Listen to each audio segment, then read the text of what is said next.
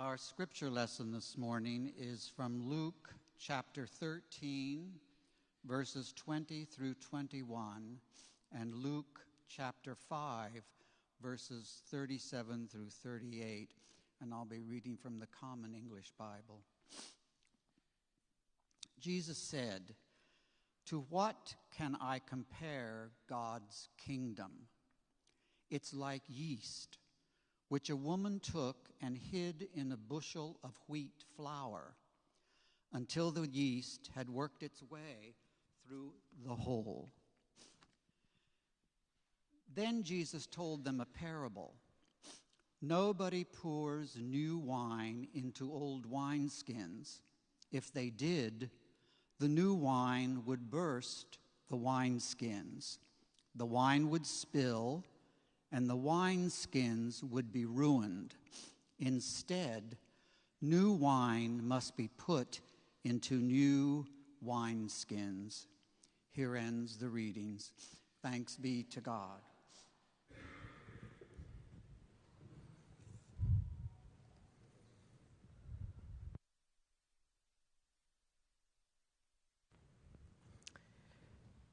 So these two biblical texts are sort of like laying the background. But today, like I mentioned in the Friday message, I want to talk to us and to myself and challenge us to consider what is in the religion, in our faith, things which are absolutely necessary and cannot be translated, which are to stay as they are. And to illustrate that, I want to present you with an anecdote, a story. And in one of my several churches I served, there was a member who was born in Taiwan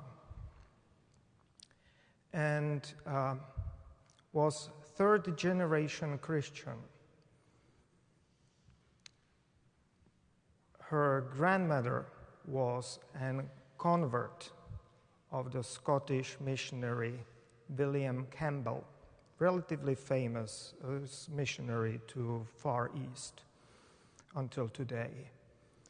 And the church was gathering originally in their living room, in their house.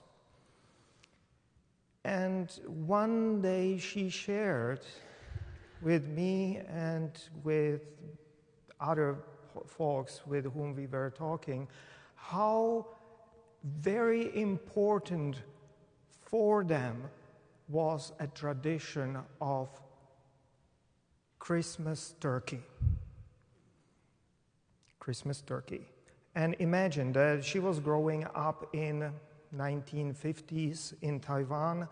They did not have turkeys in the stores. That was unheard of at that time. Maybe these days there might be some stores where you can get it, like over here you can get their staple foods. And so they were raising those turkeys from chicks, and they were doing it for the half of the congregation. Meeting in their living room, and they started in a summer so that they'll have a lovely turkeys later on for Christmas. And I was thinking about it. What kind of an Christmas ritual is it? Just count with me now the steps which we need to make for this Presbyterian Taiwanese Christian having such an emphasis on Christmas turkey. So first we need to have a Swiss Reformation of John Calvin in Geneva. Then that Reformation needs to make its way, which it did, to Scotland. So that's another step. Then we have the Scottish migrants coming to America across the Atlantic, from Scotland, from Ireland, and so on, and establishing. In America, meeting coming across turkeys. That's the fourth. Coming across the turkeys and replacing turkeys or using turkeys instead of traditional Anglo-Saxon Christmas goose. So that's the fifth. Then this turkey making migration back to Scotland, that's the sixth. And then finally, the Scottish missionary taking it all the way to Taiwan, that's seven. And then Taiwanese adopting it as an irreplaceable Christmas tradition, which they have to keep so that they properly observe Presbyterian Christmas.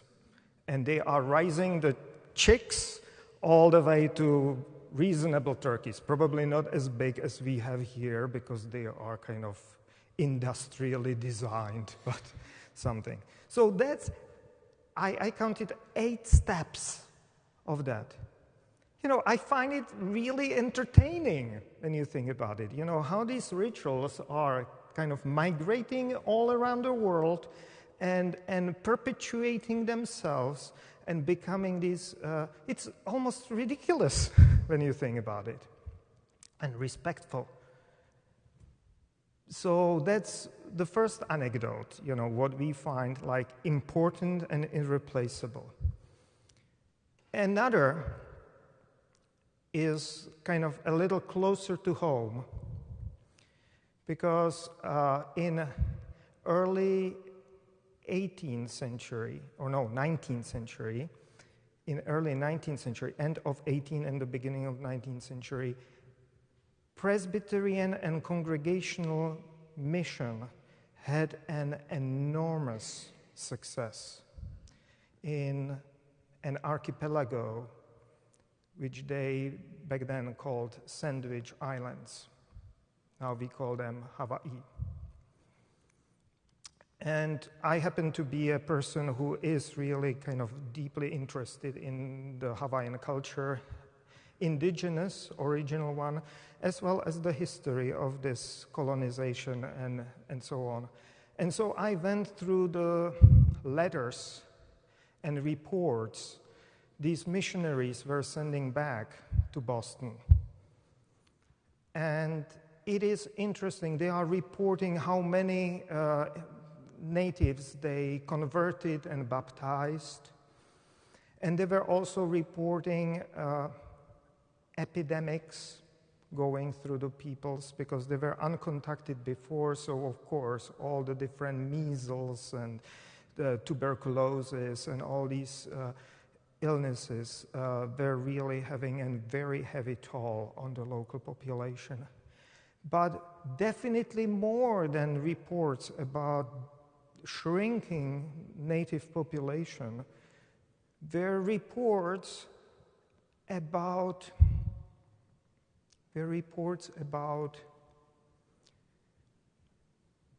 how they succeed with baptism and properly dressing those half-naked or completely naked Hawaiians. And that was almost the sign that they were proper Christians, that they were dressed in Victorian garbs. It was a Victorian period. You know, all those crinolines and, and vests and dresses.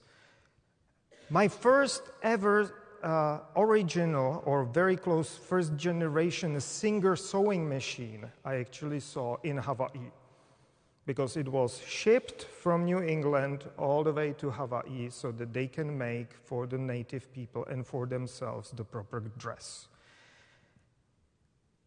Clearly, dressing those Hawaiians was more important, or at least same importance as having medicine for them, which is kind of concerning.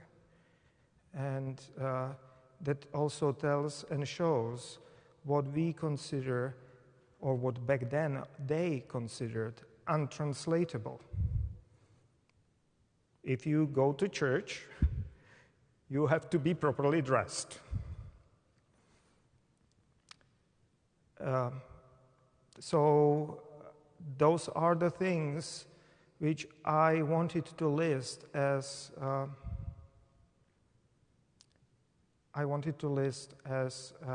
anecdotes of untranslatability within the religion and our own religion in which our ancestors participated. That got me also thinking, or why I am mentioning that is, today we celebrate World Communion Sunday. And in that respect, I would say that we follow, even now, and around the world, Christians follow this kind of strange or bizarre pattern of behavior, what we consider translatable or non-translatable. Because the regular elements of communion, which were mentioned in that reading, bread and wine, when you think about it, those are elements which are very narrowly located around the Mediterranean Sea, plus minus some areas around. Wheat, of course, came from Fertile Crescent and is relatively broad, but there are many cultures where you don't have bread as a staple food. And in a similar way, wine is even a narrower belt around the world. I think that I checked that it is something like from 30 degrees to 50 degrees of latitude on both sides of the globe, but it makes only 1/3 of the world. And in Friday message, I even mentioned that first Christians, when they came to Europe and were Christianizing and baptizing the Scandinavians, Vikings, that they even tried to grow vine, grapes, in Scandinavia. You know, they mostly failed for obvious reasons, or Scotland, for that matter. But that triggered that people started to do the, shipping, and that helped shipping of the things around the world. But what about all those people, others, who don't have bread and who don't have wine as their staple foods? I think that is that concern we need to kind of think about and address. Again, I go back to Hawaii, where definitely there is only one vineyard I'm aware of, and that is high on the mountain, and that's the only reason it can be there. And bread, they don't have, or did not have originally bread.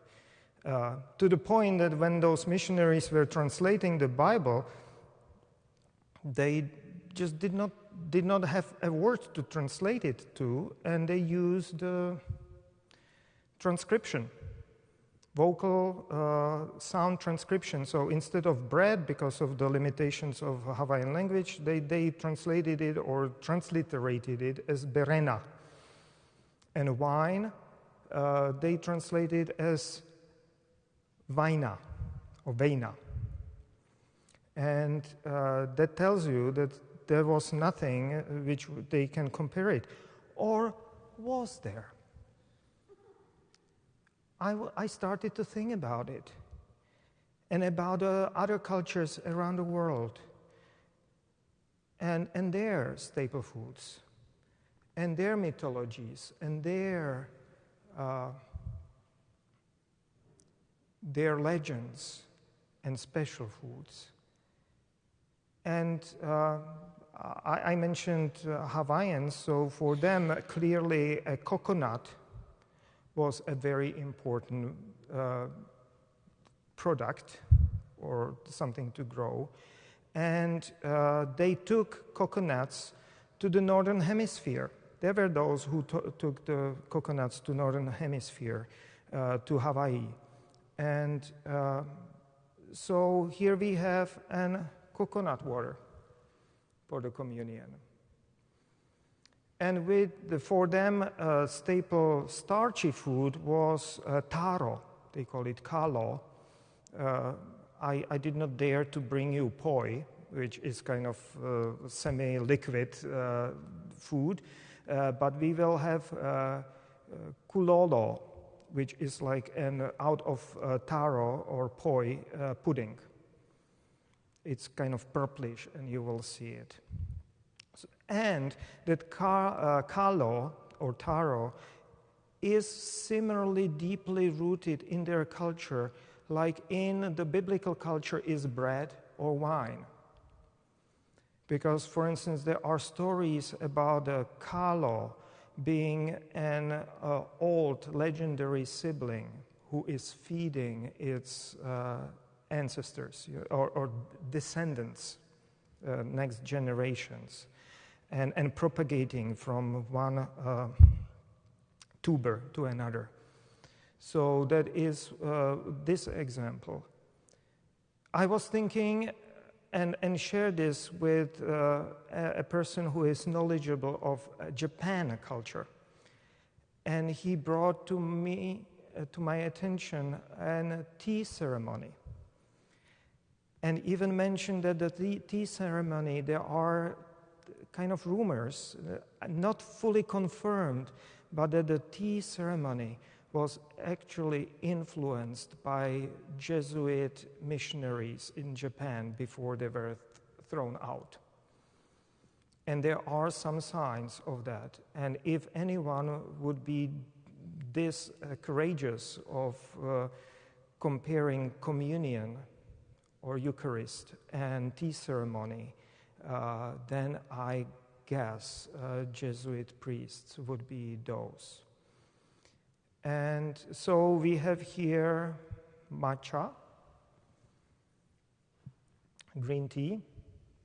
For that, it is of a similar grade like we would consider wine in our culture.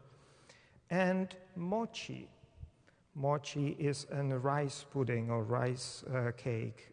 It's chewy, and it'll be served as a starchy food for us today. And then, of course, in America, you have cacao or chocolate as a special drink, which was shared as an enlightening drink among the Native Americans. And out of starchy foods, and being in South America, I thought that I will pick up potatoes as a very important starchy food for that part of the world, as well as the universal world these days. That's the starchy food they gave all of us. And then we cannot stay from the wine and bread. And you know that in a biblical tradition, I mentioned it several times, it is a symbolically and religiously important thing. Bread, for instance, is not only sustenance, but is also associated with divine provisions. You might know that that famous town of Bethlehem can be translated, and it is house of divine sustenance, or divine bread, or something like that. We really don't know, because it will almost make that bread divinity in this kind of construct, but it might be just divine provisions. And of course, you know that wine was viewed as the blood of grapes. And there is also stories in prophets about God trampling down the nations like the vine dresser is trampling grapes and juicing them and producing the wine. And there are other allusions of that, so that blood and communion, of course, goes all the way, not only in the New Testament, but into the Hebrew Bible. But I would say that all these drinks, for their different reasons and associations with the spiritual and religious realm, and all those foods as well, are equivalent to our bread and wine. And for this World Communion Sunday, I thought that we can be courageous and try that kind of experiment, which maybe those Jesuit priests in Far East try to initiate or lead us into through their instigation or leading towards that tea ceremony, translating communion to world cultures. And so when we celebrate communion later, there'll be on each plate these 4 different starchy foods. Of course, the regular bread, potatoes, mochi in different flavors, and I would suggest taking at least 3, or we will be serving 3, and then kulolo, that taro pudding. And you can tell us what you want. If you want more, we can give you more. We have plenty. And the same thing is with the drink. There is regular grape juice. There is green tea. There is cacao. And there is a coconut water. And again, you can pick which you want.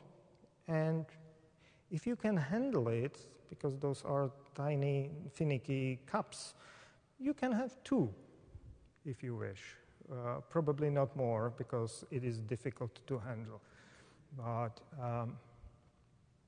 and again, we have plenty here, simply to have the exact number for us. Each tray is, I think, something like 36 cups. So, just looking into our pews, we have plenty of cups for everyone. So this is kind of not really sermon, not really meditation, more for us a challenge and introduction to our celebration of World Communion, where we will try to take it truly global and translate communion to different cuisines, different cultures, different religions, and take them seriously. Now, if you want, join me, please.